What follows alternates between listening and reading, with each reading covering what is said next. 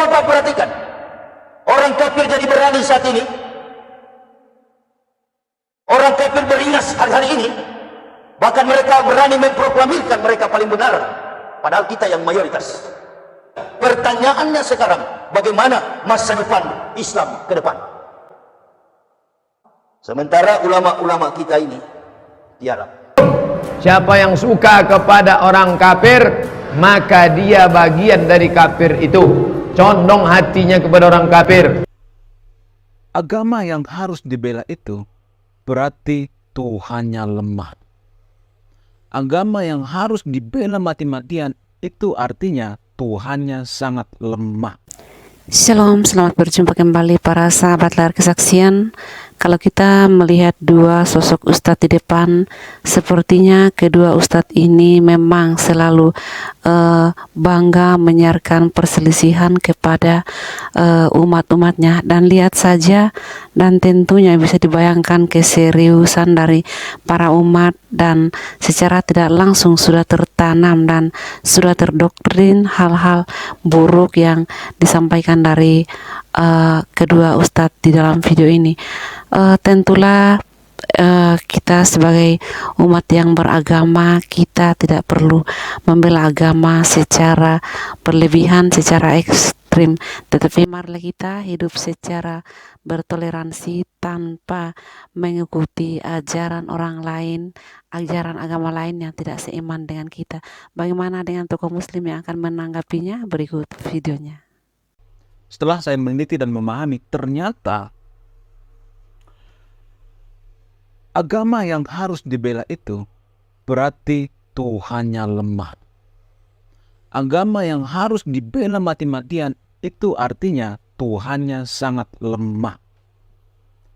Kalau saya mengatakan bahwa agama yang harus dibela-bela mati-matian itu, yang harus dibela-bela, berarti Tuhannya lemah. Kalau saya mengatakan seperti itu, siapa yang bisa bantah coba? Apa coba yang dibela kalau Tuhannya nggak lemah? Ya kan? Kalau kita membela agama itu, membela kepercayaan itu berarti kita membela mati-matian. Membela seperti orang gila gitu.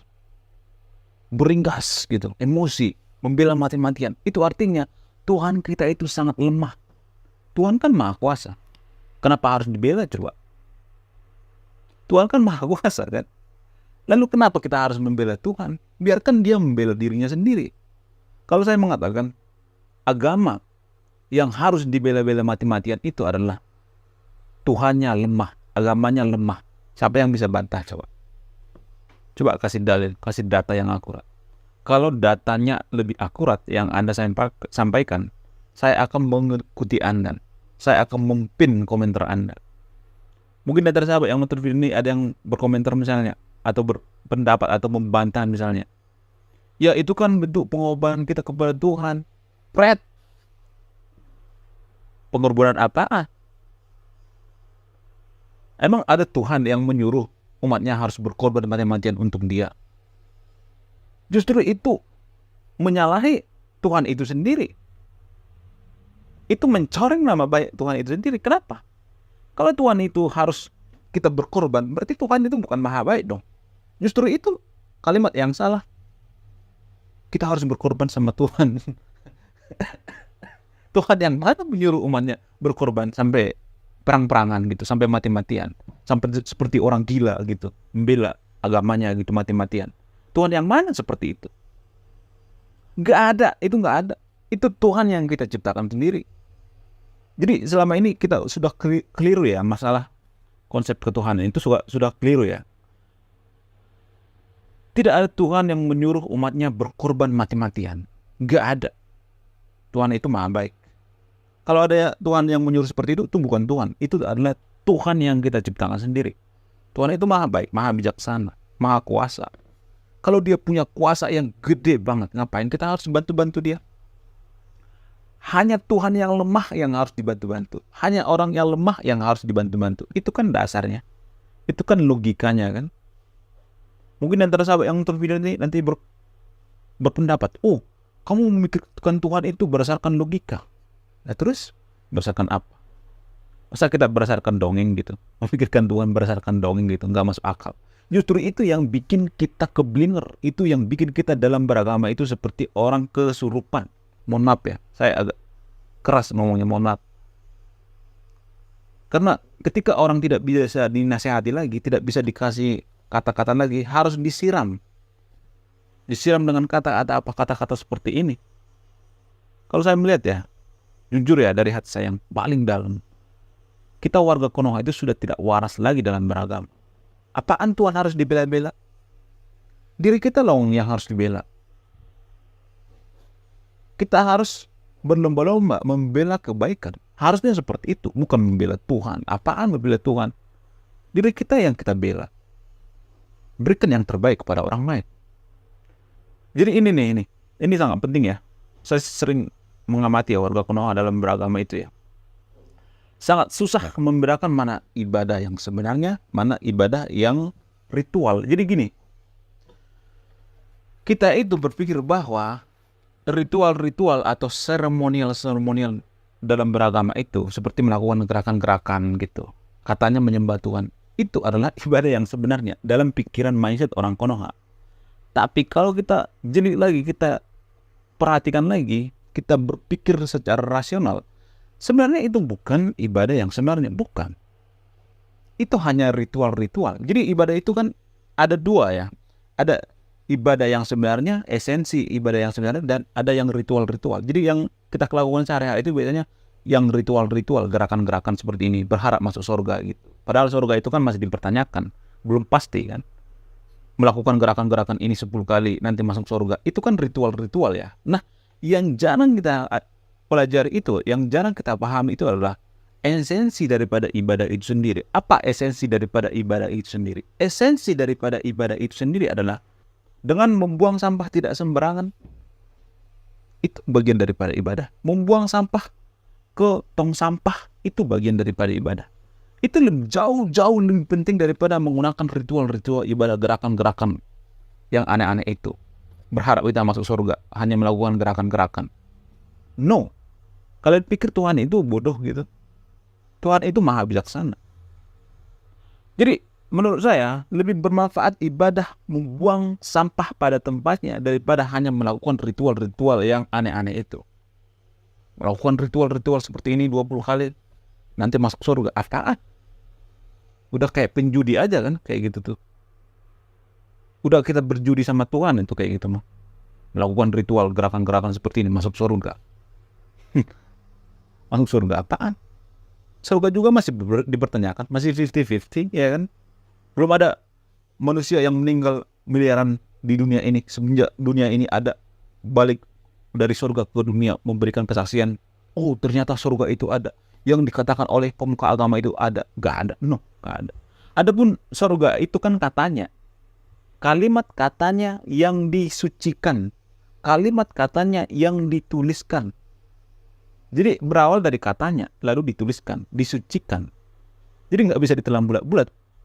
Kalimat katanya ini disucikan. Lalu apa ibadah yang sebenarnya itu? Ibadah yang sebenarnya itu lebih baik kita membuang sampah pada tempatnya. Karena apa? Karena itu jauh lebih bermanfaat.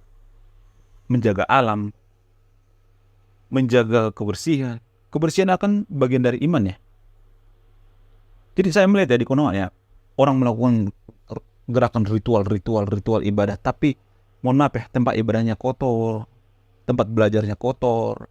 Sudah belajar tentang kebersihan, bab-bab kebersihan banyak banget, tapi tempat belajarnya kotor, sampah berserakan di mana-mana. Munafik kan? Percuma kan, sia-sia kan kalau tempat belajar kita kotor, tapi kita belajar tentang kebersihan. Apaan kayak gitu beragama? Kampungan tahu kayak gitu beragama. Lalu ibadah, esensi ibadah yang selanjutnya apa? Dengan tidak mempertanyakan keimanan seseorang, dengan tidak mempertanyakan agama seseorang, dengan tidak mau ngurusi privasi agama orang lain, itu adalah bagian daripada ibadah. Toleransi.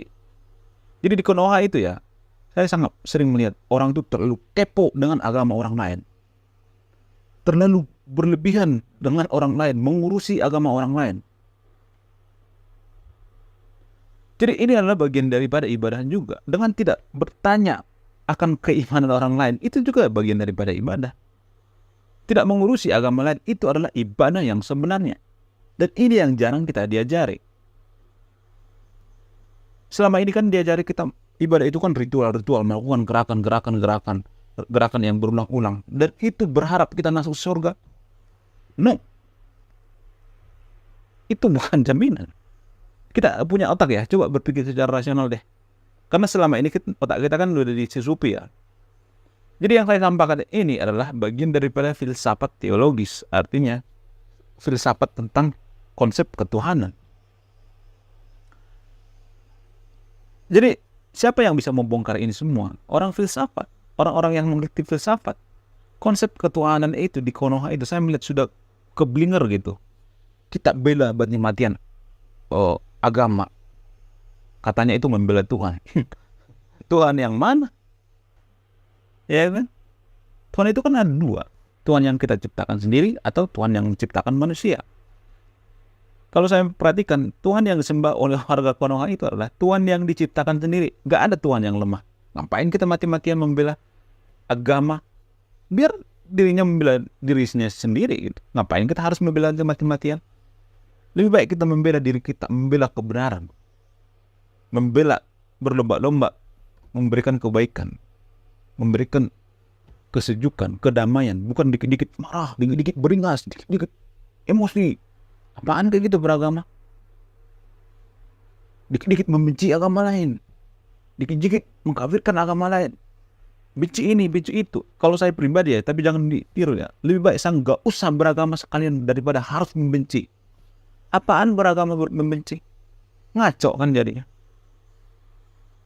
Udah otak kita selama ini udah dijajal dengan doktrin-doktrin yang aneh-aneh. Beragama bukannya mencari kedamaian. Makin beragama makin beringas. Makin beragama makin sesat. Makin beragama makin tidak waras. Ngaco kan. Selain itu saya melihat di Konoha ya. Konoha adalah salah satu negara yang paling banyak ulamanya. Jadi kalau dihitung-hitung ulama di dunia ini ya, yang paling banyak ulamanya itu adalah di Konoha. Salah satu yang terbaik di dunia. Salah satu yang terbanyak maksudnya, bukan yang terbaik ya. Yang terbanyak di dunia. Nah, yang jadi pertanyaan, kalau ulama banyak di Konoha, kenapa masih banyak penipu? Kenapa masih banyak korupsi? Kenapa masih banyak begal? Kenapa masih banyak parkir liar? Kenapa banyak orang yang munafik? Kenapa? Bukankah pemuka agama itu tujuannya untuk bikin orang jujur? Tapi mohon maaf ya, selama ini saya melihat oknum pemuka agama di Konoha itu tuh, dia, mohon maaf ya, seperti nggak ada faedahnya gitu. Apa faedahnya gitu? Nggak punya faedah. Kalau dia punya faedah, dia akan bikin murid-muridnya itu lebih jujur gitu, lebih bijaksana, bukan malah beringas gitu. Benci agama ini, benci agama itu, agama kita yang paling benar. Apaan kayak gitu guru agama? Harusnya kan mendamaikan gitu, memberikan kebijaksanaan, kejujuran kepada murid-murid itu. Jadi kalau di Konoha itu salah satu ya netizen yang paling barbar di dunia kan. Yang paling barbar di dunia itu kan netizen Indonesia ya. Kalau netizen kita itu barbar, berarti peran daripada ulama-ulama ini apa? Coba saya mau nanya. Kan unfaedah kan? Apa peran-peran ulama di sini? Kalau ulama itu berfaedah, berarti netizennya itu makin sopan kan? Ini kan makin beringas kan? Komentar-komentarnya juga tidak sopan. Sok tahu apa lu tentang agama? Belajar dulu sana, lalu ditinggal. Kalau dia misalnya memberikan komentar-komentar misalnya, sok tahu lu, terus dikasih data yang lengkap gitu, data yang kurat, yang masuk akal, saya juga bisa mengikuti dia. Ini kan sok tahu lu, titik, langsung tinggalin. Sok tahu lu, titik, tinggalin. Jadi ini yang bikin negara kita tidak maju. Agama itu mempengaruhi kemajuan satu bangsa. Pemuka agama itu mempengaruhi kemajuan satu bangsa karena dia mengajarkan mindset kepada anak-anak muda, kepada anak-anak kecil. Jadi kalau dari kecil kita didoktrin bahwa membenci ini, membenci itu, membenci segala macam, nggak berfaedah, nggak ada faedahnya, mau jadi apa kita? Mau dibawa kemana negara kita ini? Coba, katanya 2045 emas, yang ada 2045 itu cemas. Selain itu saya melihat ya di Konoha itu ya, ulama itu bukan seperti ulama yang dulu ya, Zaman dulu kan ulama itu kan benar-benar bikin orang jadi jujur, jadi berakhlak baik, berakhlak mulia. Tapi saya melihat ya, ada sekarang sedikit pergeseran. Bukan sedikit, udah banyak banget pergeseran. Saya melihat pemuka-pemuka agama sekarang ini yang cepat terkenal gitu, yang dipuja-puja orang itu kan, tapi tidak semuanya. Ya rata-rata itu hanya pelengkap semata gitu, bukan panutan kita untuk kita jadi jujur, jadi baik gitu.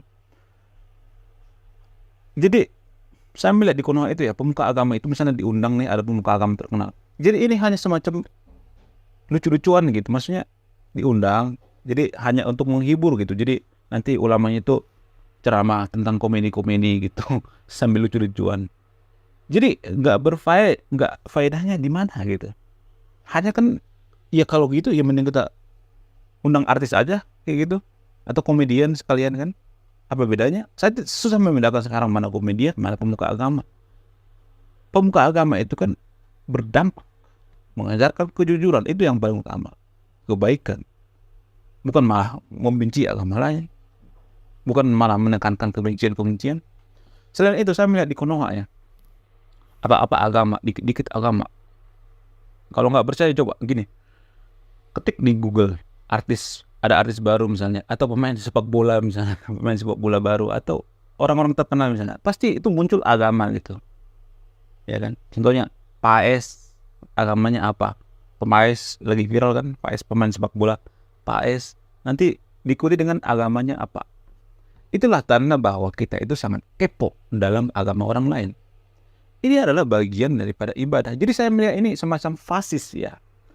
Fasis dalam beragama itu ternyata ada. Fasis itu artinya terlalu membanggakan agamanya, terlalu membanggakan agamanya, berharap bahwa agamanya yang paling sempurna, agamanya yang paling suci, agamanya yang paling baik, agamanya berharap dipuja-puja gitu, disanjung-sanjung. Ketika ada orang bule berharap seagama dengan mereka. Ketika ada sepak bola yang naturalisasi, berharap seagama dengan kita. Norak kan jadinya, kampungan kan jadinya. Di video sebelumnya saya sudah bahas itu, ciri-ciri orang yang kampungan dalam beragama. Ini salah satu contohnya. Contoh selanjutnya misalnya rendah diri dalam beragama. Jadi kalau misalnya ada orang bule gitu, muja-muja agama kita, padahal dia cuma cari view gitu kan, memuja-muja agama kita naik, merasa wow gitu, berhalusinasi, kita merasa bahwa kita yang paling hebat di dunia ini, bangga sebangga-bangganya, padahal dia cuma cari view gitu, dia tidak mengucapkan kejujuran gitu. Jadi kadang kita itu beragama itu ya seperti itu, bukan kadang, memang sepertinya setiap hari kita seperti itu, kampungan dalam beragama. Apaan kayak gitu beragama, berharap dipuja-puji oleh orang agama kita. Itu kan bagian daripada minder kan, bagian daripada minder kan, bagian daripada rendah diri kan. Kalau kita jeli, kalau kita perhatikan, itu bagian daripada rendah diri. Serendah itukah kita dalam beragama? Sekampungan itukah kita dalam beragama? Jadi menurut saya ini harus dirubah ya, tradisi dalam beragama ini harus dirubah. Kita tidak boleh kampungan dalam beragama.